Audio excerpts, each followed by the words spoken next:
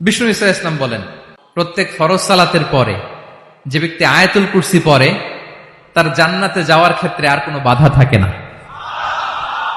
একটা জিনিস ছাড়া, সেটা হচ্ছে মরণ, মৃত্যু। লোকটা মরে না তাই জান্নাতে যায় না, মরলেই জান্নাতি। প্রত্যেক ফরজ সালাতের পরে যদি কেউ আয়াতুল কুরসি পড়ে তার জান্নাতে যাওয়া কেউ ঠেকাতে পারবে না, কোনো বাধা নাই। একটা বাধা আছে, সেটা কি? মরে না। না মরলে জান্নাতে যেতে পারবেন? মরলেই। তাহলে কত ফজিলতপূর্ণ আয়াত বলেন। বাতুপা হাতের আমার কলেজার টুকরা ভাইয়েরা, প্রত্যেক ফরজ নামাজের পরে এটা পড়বেন ইনশাআল্লাহ। বলেন সবাই, প্রত্যেক ফরজ সালাতের পরে এই আয়াতুল কুরসি পড়বেন।